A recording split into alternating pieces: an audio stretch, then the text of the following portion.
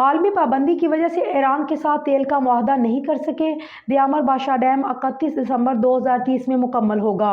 اس منصوبے پر چلاس، کوہستان اور قریبی علاقوں کے 2500 لوگ برسر روزگار ہیں۔ Diamer Bhasha dam, Mohmand dam, Tarbela 5 extension, Harpo power project, Attabad leak hydro power سے 6000 میگا واٹ بجلی پیدا ہوگی، جبکہ وزیر توانائی خرم دستگیر خان نے بتایا ہے کہ 2015 کے بعد سے وفاقی حکومت کا کے الیکٹرک کے ساتھ کوئی معاہدہ نہیں۔ کے الیکٹرک کو قانون کے اندر لانا ترجیح ہے۔ لسبیلا میں اگر بجلی کی فراہمی کے حوالے سے مسائل ہیں تو وہ بھی حل کیا جائے گا۔ کے الیکٹرک کے قانونی معاملات کو حل کریں گے تو باقی مسائل حل ہوں گے۔ جمعہ کو سینٹ کا چیئرمین صادق سنجانی کی زیر صدارت اجلاس ہوا، جس میں وقفہ سوالات کے دوران وزیر مملکت برائے پیٹرولیم ڈاکٹر مصدق ملک نے بتایا ہے کہ روس کے ساتھ سستی پیٹرولیم مصنوعات کے لیے مذاکرات ہوئے۔ 45 دن میں مذاکرات کر کے مشترکہ بیان جاری کیا گیا۔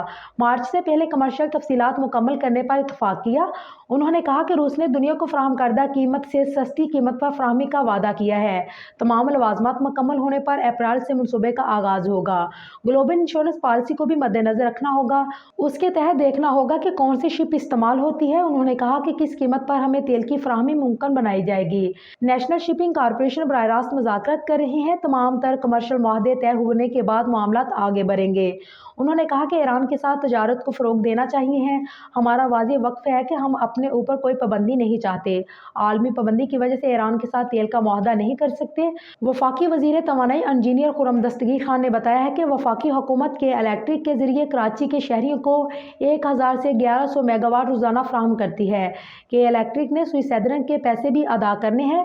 نیپرا نے کے الیکٹرک کو 43 روپے کا ٹیرف دیا۔ 2015 کے بعد سے وفاقی حکومت کا کے الیکٹرک کے ساتھ کوئی معاہدہ نہیں ہے۔